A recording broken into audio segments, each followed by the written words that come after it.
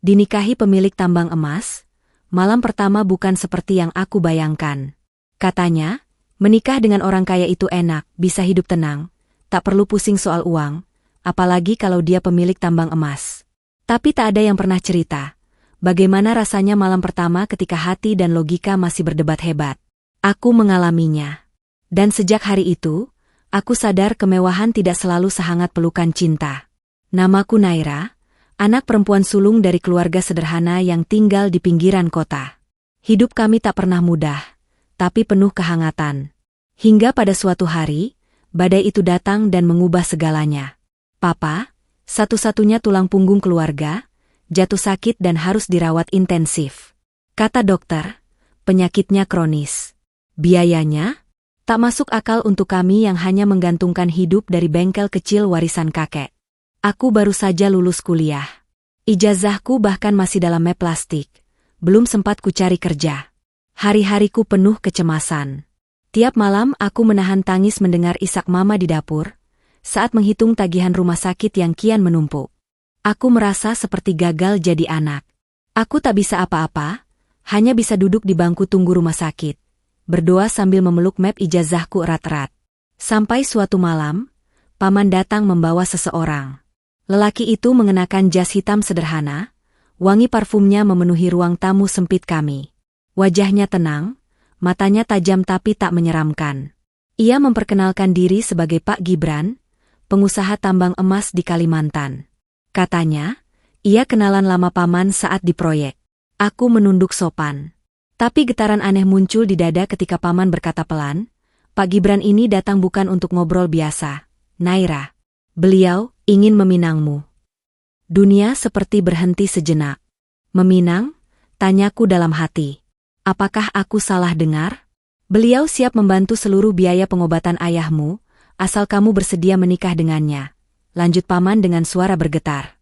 Aku spontan menatap mama, mencari perlindungan, harapan bahwa beliau akan menolak tawaran aneh ini. Tapi yang kulihat justru air mata mengalir di pipinya, bukan karena marah, tapi karena dilema. Ia menggenggam tanganku, lirih berkata, Nak, kadang hidup memberi pilihan yang tidak adil. Tapi ini bisa jadi jalan keluar.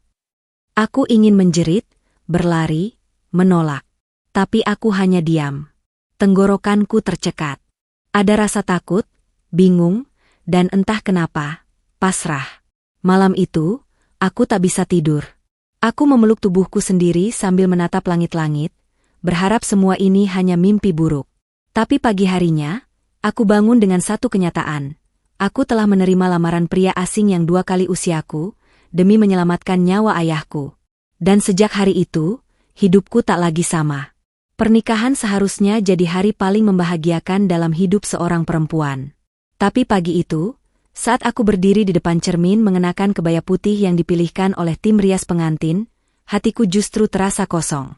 Aku seperti boneka yang dihias, dimandikan, dan dirias untuk sebuah pertunjukan yang bahkan bukan untukku sendiri. Aku bahkan tidak punya gaun impian, apalagi pesta impian. Yang kupunya hanya rasa takut dan air mata yang tertahan. Di luar rumah, tenda sudah berdiri sejak subuh.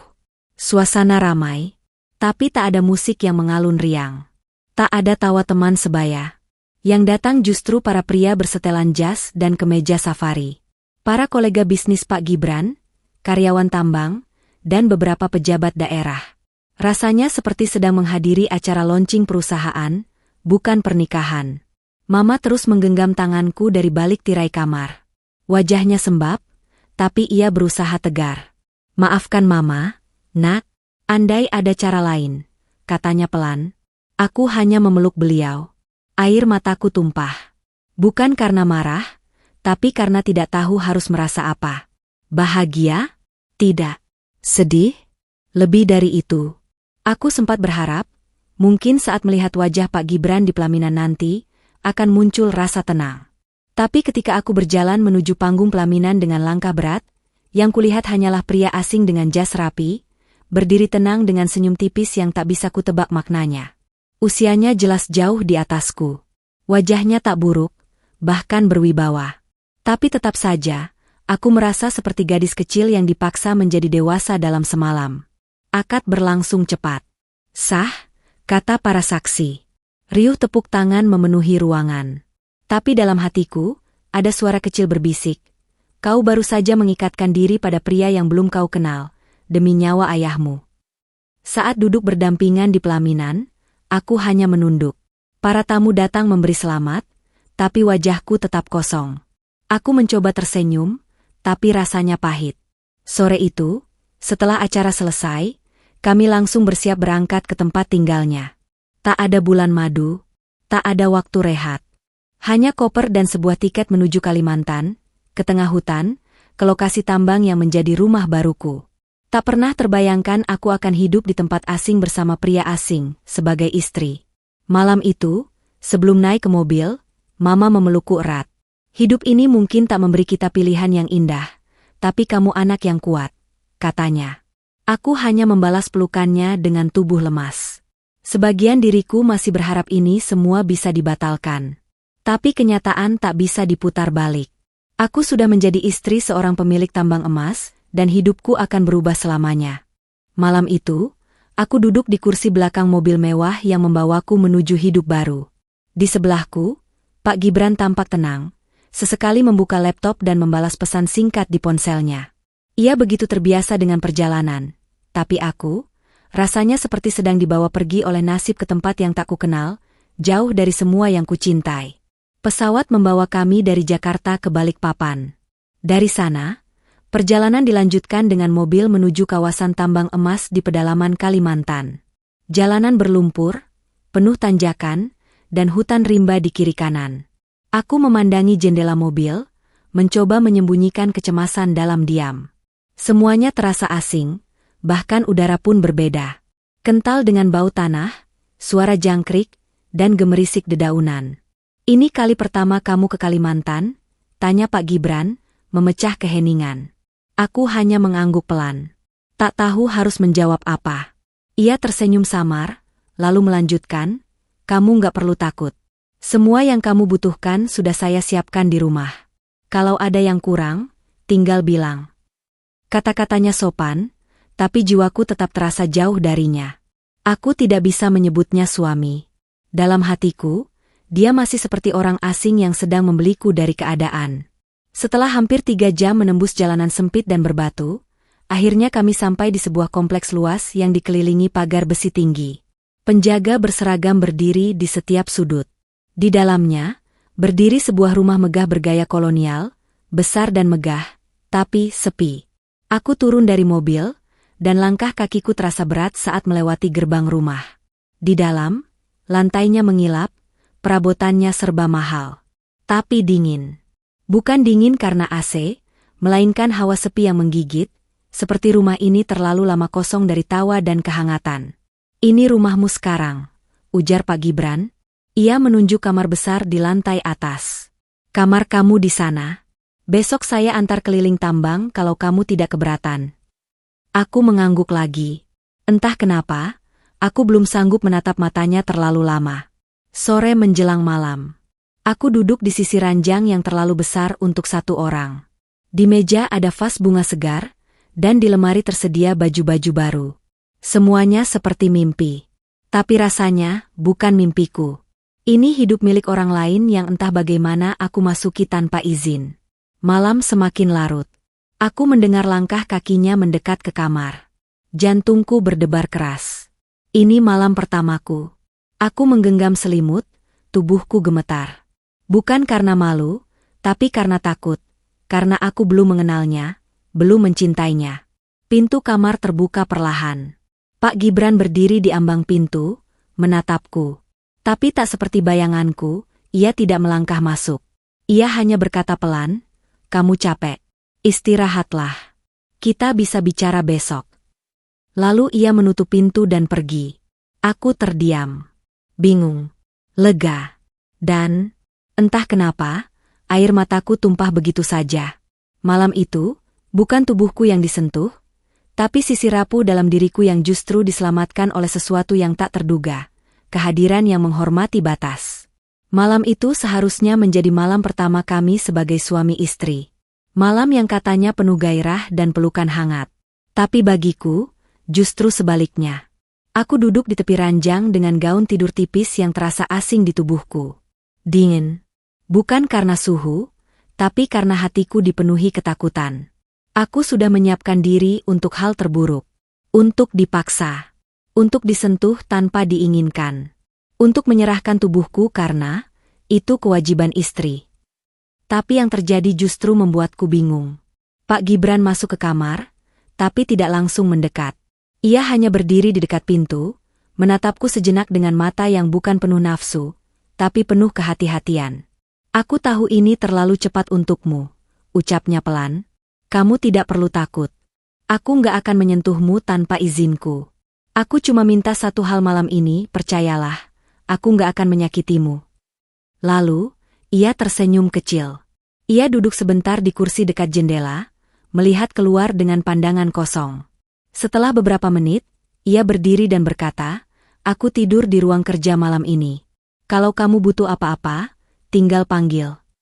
Ia lalu keluar dan menutup pintu perlahan. Tidak ada ketergesaan. Tidak ada tekanan. Aku terdiam. Lama. Bahkan sampai 1 jam setelahnya, aku masih duduk di posisi yang sama. Mataku menatap pintu, tapi pikiranku kemana-mana. Itu bukan malam pertama yang kupikirkan. Bukan seperti yang sering kubaca di novel atau tonton di sinetron. Dan justru karena itulah aku terkejut. Aku merasa dihormati. Tangisku pecah malam itu. Tapi bukan tangis ketakutan atau penyesalan.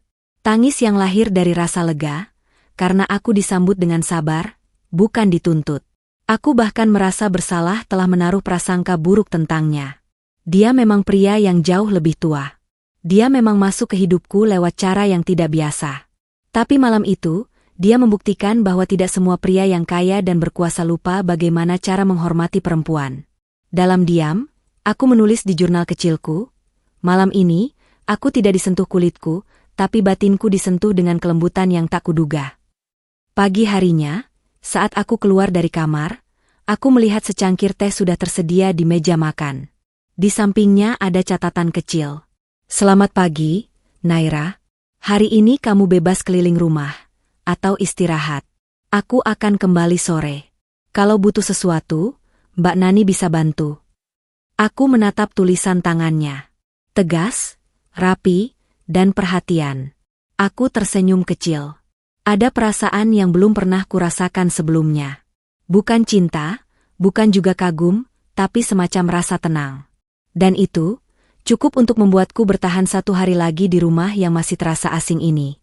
Hari-hariku di rumah tambang awalnya dipenuhi keheningan. Bangunan besar itu seperti tak bersuara, meski ada beberapa pegawai yang lalu lalang. Setiap pagi, aku dibangunkan oleh aroma teh jahe hangat di meja. Pak Gibran tak selalu ada di rumah. Ia lebih sering berada di lokasi tambang, mengawasi operasional, berbicara dengan para insinyur, dan memantau pekerja lapangan. Ia jarang bicara banyak. Tapi saat kami bertemu di meja makan malam, ia selalu bertanya dengan suara tenang. Hari ini kamu sehat? Sudah makan enak?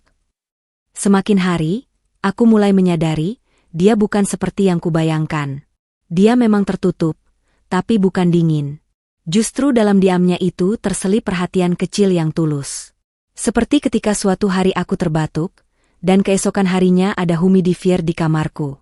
Atau saat aku menyebut suka melukis, dan beberapa hari kemudian muncul kanvas dan cat minyak di sudut kamar. Sore hari adalah waktu favoritku. Aku duduk di beranda rumah, menatap langit jingga di balik pepohonan tinggi, sambil minum teh hangat. Kadang, Pak Gibran akan pulang lebih awal dan duduk di kursi sampingku.